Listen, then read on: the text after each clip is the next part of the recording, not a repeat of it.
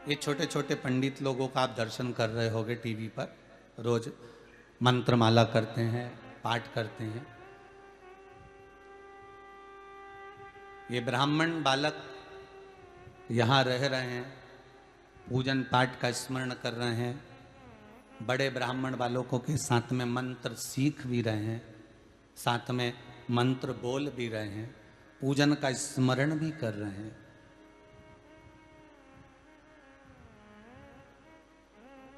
पूजन का स्मरण भी कर रहे हैं।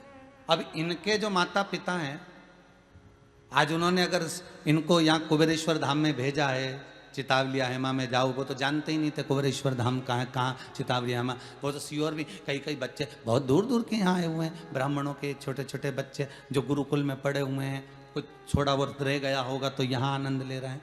तो इनको इनका जो आनंद है, तो इनके माता पिता ने बस ये जानकर भेजा कि एक गुरु और दो गुरु तुम आज छूट गए, पर तीसरा गुरु यहाँ पर विराजमान है।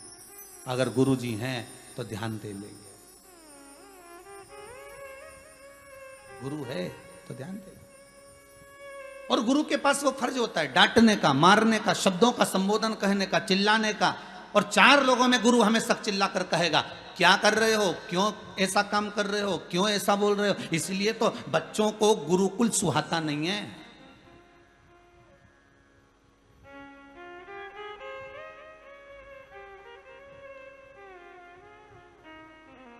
जब हम छोटे थे, आप भी छोटे थे, तब एक वाक्य आता था, छड़ी पड़े छम छम विद्या आए दम दम। ऐसा ऐसा कुछ बोलते थे कि गुरु की छड़ी पड़ती थी, एक पड़ा जम के तो दूसरे दिन मन पढ़ाई में लग जाता था। फिर मन करता था कि जाएंगे पिटेंगे और टीचर ऐसा बोलेंगे, गुरुजन ऐसा बोलेंगे। आज के ज़माने में बच्चों को ये प्राइवेट स्कूल हो गए, इन स्कूलों में बच्चों को डर नहीं रहा, कोई डर नहीं, क्योंकि टीचर भी ऐसे हो गए कि उनको बच्चों से मतलब नहीं है, तुम्हारी एजुकेशन से मतलब नहीं है, तुम्हारी विद्या से मतलब नहीं है। उन टीचरों को अगर मतलब है कि तुम कितनी फीस जमा कर रहे हो, कितना डोनेशन दे रहे हो, कितना रुपया जमा कर रहे हो, कैसी तुम्हारी पढ़ाई चल रही है, उसको कोई मतलब नहीं। वो तो इस क्लास में आएंगे, किताब लेकर बैठ गए, कॉपी लेकर बैठ गए, थोड़ा बहुत होमवर्क दे दिया, थोड़ा बहुत काम दे दिया, बाकी का समय उनका जो एंजॉयफुल जीवन है वो व्हाट्सएप पर चलता रहता है, वो मोबाइल पर चलता रहता है। ये जीवन नहीं है। पहले के गुरु अपना घर परिवार छोड़कर गुरुकुल में पढ़ाने के लिए वहीं पर जैसे शिष्य रहता था, वैसा गुरु रहता था, वैसा गुरु।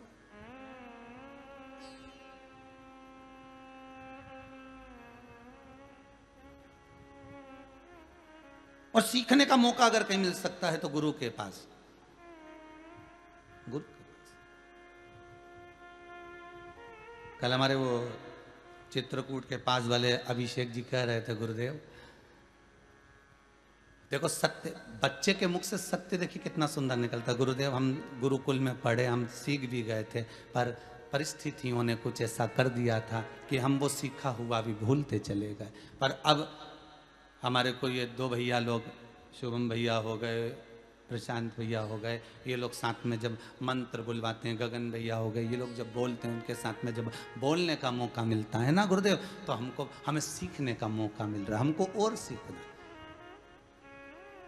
ऐसे ब्राह्मण जिनको ब्राह्मण कर्म थोड़ा बहुत भी आता है और पूर्ण नहीं आता, हम तो चाहेंगे कि वो भी संपर्क करें हमारे कार्यालय में, प्रयास करेंगे कि उनको भी थोड़ा सा कुछ भाग हमारे ये ब्राह्मण अगर सिखा रहे हैं, प्रशांत जी सिखा रहे हैं, शुभम जी सिखा रहे हैं, तो और अच्छी बात है, और सीखें।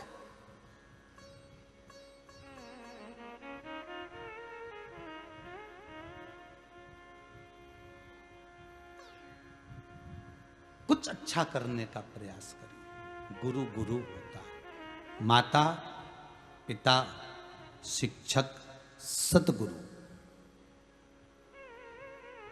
बड़े विचित्र। बचपन में माँ का आशीर्वाद, जवानी में पिता का आशीर्वाद। माता कभी ये नहीं देखती कि मेहमान बैठे हैं कि कौन बैठे। माँ को तो गुस्सा आया और उसने जो दिया झोड़ना चालू करा बच्चे को।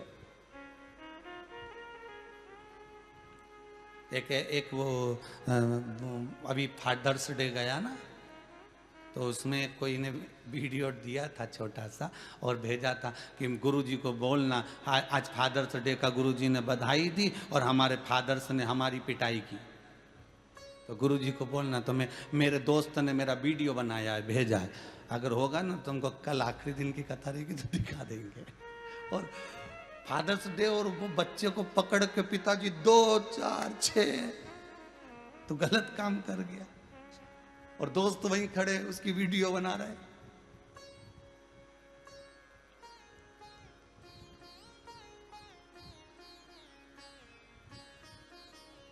उसने कहा गुरुजी से पूछ के बताना फादर्स डे ऐसा होता है। हमने आशीष जी से कहा आशीष लिख कर भेजो, सही मायने में फादर्स डे यही है, सही मायने में फादर्स डे यही है। जब तक पिता चिल्लाए नहीं ना, कोई माली बगीचे में जब चिल्लाएगा नहीं, 4 लोगों में चिल्ला कर नहीं बोलेगा, तब तक असर भी नहीं होगा। एकांत में अगर चुपचाप से बोलोगे ना कि ऐसा मत कर ऐसा मत कर, तो वो करेगा, फिर हरकत कर जाएगा, फिर तोड़ लेगा चुपचाप से पुष्प। पर माली जब 10 लोगों में चिल्लाकर बोलेगा तो 10 और डर जाएंगे। उसी तरह माँ ये नहीं देखती। हम जब पहले स्कूल पढ़ते थे, और आप लोग भी अपने अपने स्कूल में पढ़े होंगे, जितने आप फेसबुक यूट्यूब पर कथा श्रवण कर रहे हैं, आपको भी मालूम होगा, आप जब बाल्यावस्था में अपने अपने स्कूल में पढ़ते थे, भले अभी तो ये प्राइवेट स्कूल होगा, उस समय तो सरकारी स्कूल में पढ़ते थे, तो कई बार ऐसे भी प्रसंग सामने आ जाते थे, ऐसी भी घड़ी सामने आ जाती थी कि घर के जब माता पिता को बुलाते थे तो वो टीचर के सामने ही 2-4 धर के चले जाते थे, ले, और उल्टा टीचर से कहते थे, मार साहब सर बच्चे को पढ़ने भेज दिया हूं तुम्हारे यहां, मैं गलती अब तो आ गया हूं, तुम्हारे सामने 2-3 धर दिया है, अब नहीं सुनूंगा तुम मारो, इसको सुधार दो, तुम सवारो। और आज के जमाने में अगर एक टीचर बच्चे को केवल उंगली लगा ले, केवल उंगली, तो माता पिता ऐसे होशियार, बच्चे ने जाके आंख में आंसू भर भर के रोना चालू करा और उसने जाके बताया, और बताने के बाद फिर क्या करा, फिर माता पिता ने जाके कंप्लेंट कर दी स्कूल में, फिर प्रिंसिपल को कहा। और बच्चे आजकल टीचर जो हैं बेचारे प्राइवेट तो रहते ही, इसलिए वो भी सोचते हैं भैया उनको जॉब करना है, सर्विस करना, कौन फालतू का माता बच्ची करे, कौन फालतू का माता बच्ची करे। इसलिए ये पढ़े नहीं पढ़े चाहे कुछ भी करे, अपन तो अपना काम करो और अपना पढ़ा लिखा के ये अपना चलो अगले क्लास में पहुंचो, उन्हें कोई मतलब नहीं। पहले पिता और माता को भी जरूरत पड़ती थी कि बच्चा अच्छा पढ़े, और टीचर को भी चाहिए था कि वो अच्छा पढ़े, पर अब नहीं।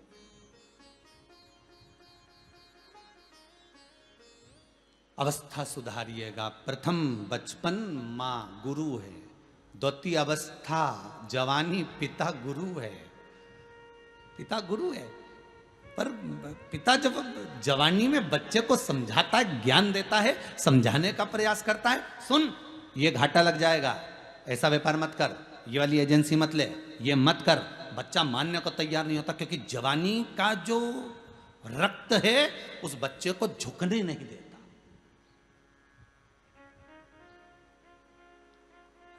जवानी का जो रक्त है वो बच्चे को झुकने नहीं देता, उसको पिता की वाक्य, पिता की वाणी, पिता के शब्द उसको ऐसे लगते हैं जैसे मुझे चुभ रहे हैं।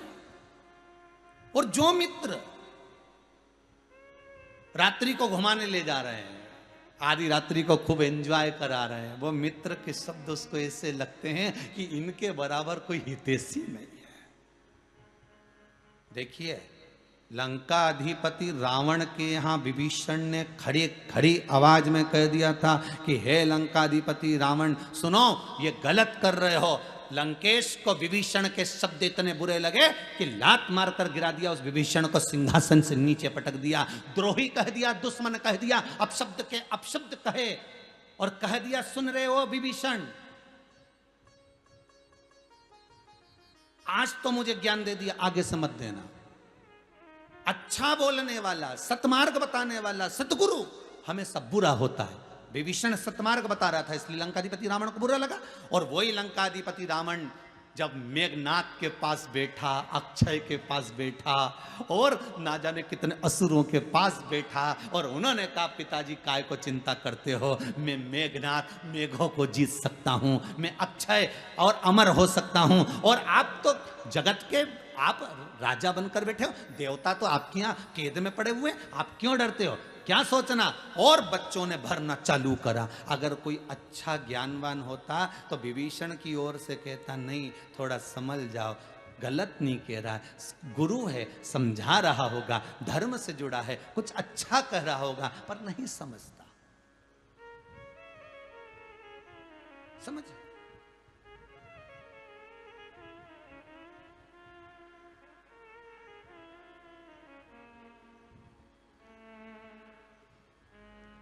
माता प्रथम गुरु, शिक्षक, पिता द्वितीय गुरु है। बच्चे की जिंदगी बनाने वाला एक पिता ही होता है, पिता। कई बार माताएं भी बच्चे की जिंदगी नरक कर देती है, कई बार। बच्चे को झूठ बोलना कौन सिखाती है? माँ।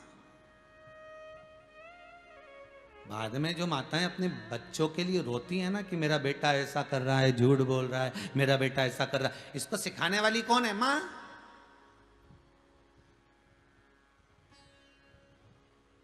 जरा सा मायके से सामान लेके आती है, अलमारी में छुपा के रख देती है।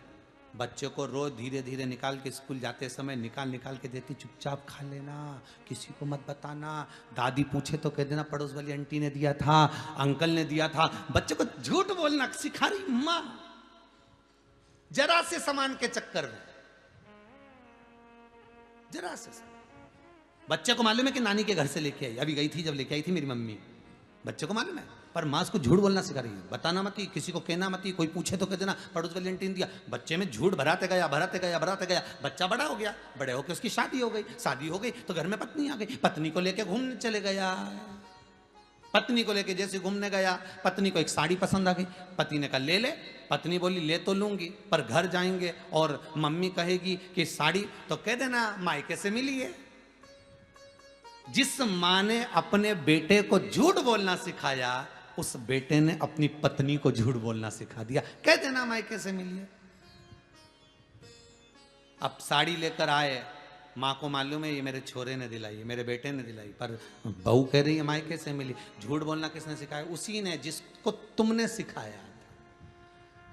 करेले का बीज बोगे तो करेला ही लगेगा, लौकी नहीं, गिलकी नहीं, कद्दू नहीं, काशी फल नहीं।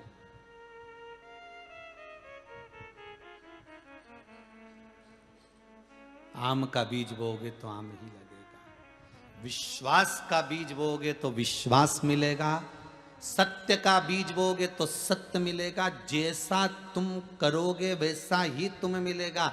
तुम किसी के साथ धोखे का बीज बोगे तो जिंदगी में तुम्हें भी धोखा मिलेगा, जिंदगी में धोखा मिलेगा।